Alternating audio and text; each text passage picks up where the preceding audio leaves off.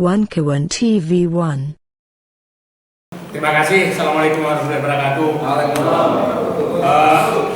Saya perlu mereview dulu karena masih banyak publik kurang paham, kadang-kadang ada PIK 1, PIK 2, PIK lain-lain seolah-olah. Terus kami jelaskan, PIK 2 itu adanya di Pantai Indah Kapuk. Itu luasnya 1.100 hektar yang dibangun sekitar tahun 90-an. Itu PIK 1. Nah, yang kadang-kadang dianggap negara dalam negara, yang pernah timbul isu pernah dulu tidak boleh bendera merah putih di sana. Di jembatannya. Yang pernah dulu ada wartawan diusir karena mau mendekati Pantai Indah Kapuk 1. Nah, itu Pantai Indah Kapuk 1 yang berada di Jakarta. Yang publik serang ini terus seakan-akan Pantai Indah Kapuk 2 ini di Jakarta juga. Iya, termasuk saya tadi. Padahal Pantai Indah Kapuk 2 itu adalah awalnya itu sebenarnya Pantai Indah Kosambi. Karena di samping Kapuk, Kecamatan Kapuk, Jakarta berbatasan dengan Kecamatan Kosambi, Tangerang. Sehingga disebutkan Pantai Indah Kosambi sebenarnya. Nah, tahu-tahu muncullah yang lain-lain. Nah, ini perlu saya jelaskan bahwa sepertinya memang ada skenario perselingkuhan terhadap proyek PIK 2. Karena kita lihat terbuka di wawancara Tempo kan sebenarnya mengatakan bahwa Aguan pemilik PIK 2 itu menyatakan bahwa dapat perintah untuk membangun fasilitas di IKN. Nah, orang menduga terus status PSN PIK 2 itu sebagai apa? Karena ujung-ujung muncul itu diumumkan 30 Maret oleh Menko Perekonomian setelah menghadap Presiden. Presiden menyatakan menyetujui menambah PSN termasuk PIK 2 dan BSD. Nah, kita tahu semua bahwa pemilik PIK 2 dan BSD adalah orang yang diminta membangun di IKN. Ya kan, diminta oleh membangun di IKN. Nah, diperintah. Nah, jadi kalau ada pihak menyatakan, sangat tidak salah kalau kita menduga bahwa itu adalah hadiah. Karena kenapa hadiah? Karena SK tentang PSN PIK 2 itu baru keluar 15 Mei dari Menko Perekonomian. 15 Mei berarti 1,5 bulan. Ya kan? Maret 30 Maret sampai 15 Mei 1,5 bulan baru keluar SK-nya. Tapi diumumkannya 2 hari setelah pengumuman pemenang Presiden Republik Indonesia Prabowo Subianto. Saya anggap wakil presiden nggak menang, jadi nggak usah sebutkan. Nah, baru 4 Juni pada saat itu saya sebagai orang yang paham di birokrasi, ini batasnya di mana PSN PIK 2 ini? Karena pada saat itu Pak Warawan BSD disebutkan kecamatannya di mana batasnya dan luasnya 52 hektar jelas. PIK 2 tidak dijelaskan batasnya di mana. Nah, setelah itu saya ke lokasi. Ini bulan Mei saya itu, 2 Mei saya pertama ke lokasi. Loh, kok sudah dipasang semua pelang PIK 2? Nanti saya jelaskan di peta pelang PIK 2 yang awalnya itu bukan PIK 2. Setelah diumumkan PIK 2 diubah menjadi PIK 2 sampai ke Tanara Serang. Nah, pertanyaan saya muncul, ini ada apa di balik ini? Dulu pertanyaan saya, apakah ini termasuk semua PSN nih? Seluruh 9 kecamatan ini gitu kan? Itu kan pertanyaan saya muncul. Tapi dengan memasang pelang semua yang awalnya bukan PIK 2 sebagai wilayah PIK 2 dan terjadi pembangunan pada penggusuran masif setelah pengumuman itu, nah saya sudah menduga berarti pengembang PIK 2 ini memanfaatkan nama PSN untuk mengakui bahwa seluruh wilayah ini adalah PSN karena dia ganti plangnya, dan seluruh aparat di bawah juga tahunya itu adalah PSN, sehingga seakan-akan nggak punya kewenangan lagi untuk mengatur. Nah, baru November, nanti saya lihat November, bayangkan mulai Maret ke November baru ada pernyataan pertama dari pemerintah bahwa PSN itu hanya di wilayah 1.755 hektar. Baru November oleh Menteri ATR BPN. Oke. Nah, perlu saya jelaskan di sini karena Menteri ATR BPN itu hanya menyatakan 1.705 hektar. Enggak, 1.705. Ya, perlu saya jelaskan, ya kenapa berukuran 200? Karena ada jalan arteri.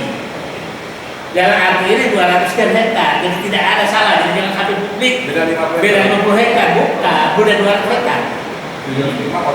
Lima dia, ya, nah ada jalan arteri. Nah, sekarang, nah artinya, terus setelah itu keluarlah pernyataan dari wakil ketua DPD bahwa PSN itu hanya di wilayah 1.355 hektar yang disebutkan nanti Doris ketua DPD. Nah, muncul juga pernyataan dari sekretaris perusahaan dari Agus Dayu, dan menyatakan bahwa memang itu hanya di wilayah tersebut. Nah, yang perlu kita cermati bahwa saya punya keyakinan, memang punya keinginan bahwa ini harus diakui sebagai PSN semua. Begini, pada saat iklan pertama, sebelum penuh PSN, itu kan menyatakan luas PIK 2 itu 2.000-an hektar, 1.000 sekian hektar. Habis itu dia naikkan menjadi 6.000 hektar. Itu iklan videonya. Iklan videonya ada. Ada Pak Matra di sana. Nah, video yang alat-alat alutista itulah. Video iklan alutistanya Pak Narko. Nah, setelah itu ada pernyataan bahwa akan berkembang menjadi 35.000 hektar pada saat ada summit ekonomi apa itu yang dihadiri oleh. Nah, itu pernyataan resmi dari Agus Dayu. Artinya memang ada niatan bahwa akan berkembang. Jadi adalah sangat tidak salah pernyataan saya dulu bahwa kalau ini dibiarkan maka bisa mencapai 100.000 hektar dan lebih luas dari Singapura. Karena dari pernyataan mereka saja mulai 22.000 naik ke 6.000, 6.800 naik ke 35.000. Oke. Nah, November keluar. Nah, sekarang dugaan saya dulu bahwa kemungkinan kalau dia akui semua bahwa wilayah ini adalah PIK 2 semua, artinya benar-benar Banten habis. Tapi ternyata dia hanya mengakui bahwa PSN itu hanya di 1.775 hektar. Oke, saya ingin menjelaskan ke publik supaya paham di mana sih sebenarnya PSN itu. Kamera ya, tolong ya. Oke. Ya. Ini rencana tata ruang wilayah Kabupaten Tangerang 2011-2031. Artinya belum ada perubahan sampai sekarang. Oke, kita lihat wilayah-wilayah Tangerang ini Jakarta sini ya. Ini PIK 1 nih. PIK 1 sini. Ya. Ini PIK 2 nih, Sandi. Ini Teluk Naga. Nah, kita lihat ini semua yang hijau ini kan wilayah pertanian. Wilayah pertanian semua nih, yang hijau. Nah, ini wilayah pemukiman terbatas. Sampai, nah, pertanyaannya, artinya masih wilayah pertanian. Wilayah pertanian itu tidak boleh diubah sebelum ada perubahan rencana tata ruang. Saya ingin jelaskan, untuk membebaskan lahan ke publik, ke rakyat, itu kita harus memiliki satu rencana tata ruang wilayah. Yang kedua baru rencana tata ruang detil yang TRD, yang itu yang dikatakan Nusron Wahid belum punya sama sekali. Jangankan seluruh wilayah, nanti dijelaskan di mana PSN itu. Yang ketiga baru namanya ada izin lokasi, baru boleh pembebasan. Nah, PIK 2 ini lucu, tiga di atas belum punya, tapi dia sudah membebaskan. Sakti. Dan memperalat. Merampas. Memperalat aparat negara untuk melakukan itu, gitu kan? Ya kira-kira memperalat lah. Ya. Nah, ini dilakukan, artinya ada pelanggaran dong, nanti bapak-bapak bahas. Nah sekarang, saya jelaskan di mana PSN itu sebenarnya, supaya clear. Ini kita lihat ya, ini Jakarta, masuk kecamatan Kosambi. Ini kecamatan Teluk Naga, yang videonya beredar naga-naga besar itu. Ini di sini Persik, Teluk Naga ini. Baru kecamatan Sukadiri, Paku Haji, ini masuk semua nih. Kemudian kecamatan Mau, Pronjo, ini Kemiri, baru Pekanbaru, baru di sini Tanah. Sekarang udah Serang. Nah, ini masuk semua nih sebagai PIK 2 yang dikasih merek. 9 kecamatan. Oke? Nah, di mana anehnya? Ternyata keputusan pemerintah yang dimaksud PSN itu hanya satu ini A, ini D, ini wilayah yang wilayah reklamasi yang akan dijadikan sebagai ini adalah sirkuit internasional ini. Ini yang masuk PSN, yang ini pulau reklamasi. Ya, dekatnya batas PIK 2 dan PIK 1 supaya seluruh Indonesia paham. Nah, sekarang ini luasnya 217 hektar. Oke? Nah, sekarang di mana lagi? Jadi ini sebenarnya berpencar mana-mana. Yang A, ini Taman Bhinneka. Taman Bhinneka itu ada di sini. Ini Taman Bhinneka. Ini dekatnya naga-naga itu, naga yang beredar itu. Dekatnya itu. Tapi jangan heran di Taman Bhinneka itu namanya gedung-gedungnya gedung Tokyo, gedung Osaka, gedung apa. Jadi seakan-akan Indonesia nanti hanya ada Taman Bhinneka di tengah kemewahan dunia. Nah, itu kira-kira Taman Bhinneka itu ada di hanya 54 hektar. 54 hektar. Berapa luas hotel-hotel yang ada di sana yang pakai nama internasional? Terbayang oleh kita Taman Bhinneka dikelilingi oleh nama-nama itu. Oke? Supaya paham ini A, ini di sini nih. Nah, di Teluk Naga perbatasan dengan Kecamatan Pakuai. Sekarang setelah itu ini B1 B2 ini adalah golf dan kebun binatang. Ini lapangan golf dijadikan proyek strategis nasional. Ini di sekitar Desa Kohot, Kecamatan Pakuhaya. Ini samping Sungai Cisadane bagi yang paham. Nah, ini laut ya. Nah, ini adalah lapangan golf internasional. Nah, setelah itu ada kebun binatang ini di sini. Safari Zoo. Nah, Safari Zoo taman safari lah. Kira-kira. Nah, sekarang di mana lagi? D tadi sebenarnya E ini adalah eko. Nah, ini ada di sini. Mana tadi di atas? Bukan ini nih. Ini D, ini C. C ini wisata mangrove. Ini Sungai Tahang nih, dekat Sungai Tahang nih. Nah, ini ada wisata mangrove. Ya, ini Sungai Tahang yang dikenal jalan pipa Pertamina. Ini memang mangrove di sini. Mangrove ini. Terus baru terakhir adalah di daerah Pronjo ini ekowisata itu 687 hektar ini Kemiru. Nah, artinya PSN itu hanya wilayah-wilayah ini menyebar, dan itu wilayah yang benar yang dikatakan Pak Nusron Wahid ada 1.500 hutan lindung, betul. Ini hutan lindung dan lain-lain. Nah, sekarang pertanyaan, jalan arteri 234 hektar. Ternyata bayangkan jalan arteri dijadikan sebagai proyek strategis nasional. Nah, saya nggak tahu yang menatu arteri apakah jalan tol yang dibangun sekarang atau jalan arteri, tapi yang tertulis di SK-nya jalan arteri. Nah, sekarang kenapa yang PSN hanya ini? Kenapa yang dibebaskan di sini? Atas nama PSK, PSN, PIK 2. PSK lagi.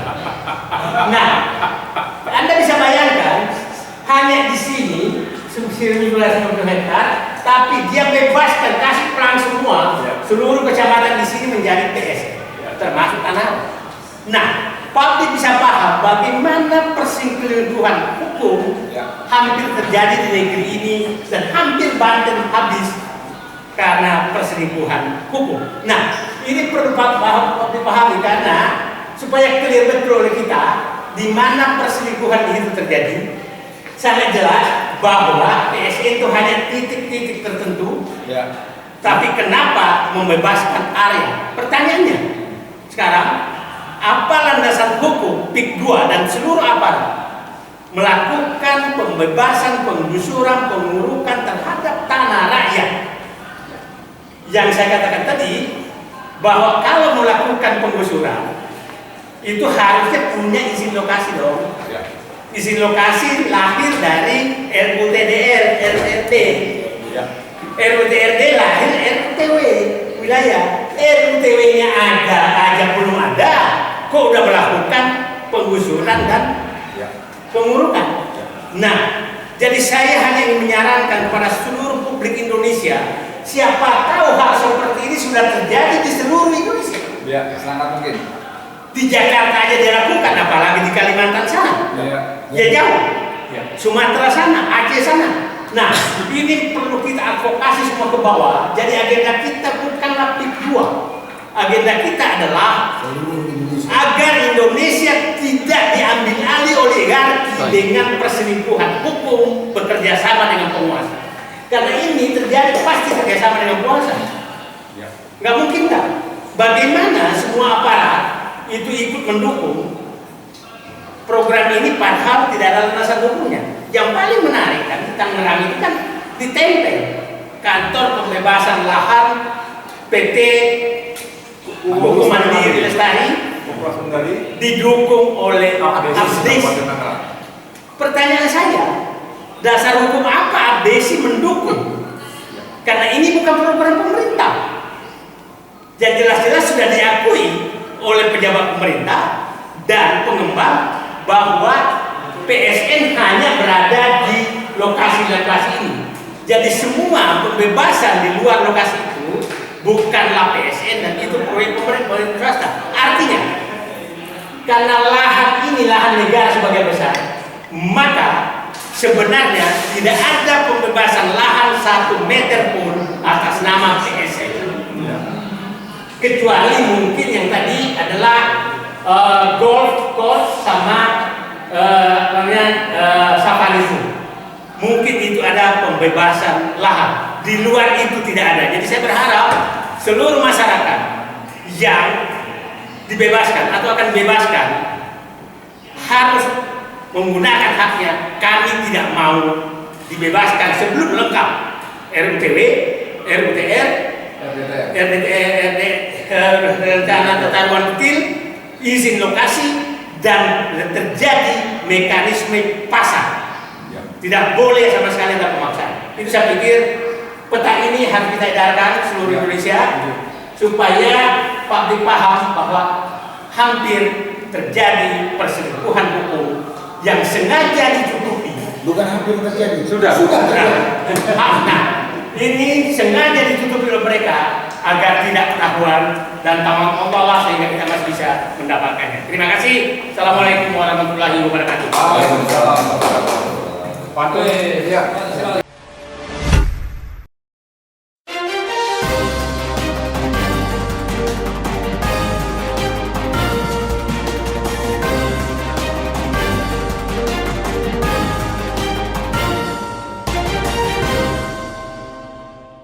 One Kawan TV 1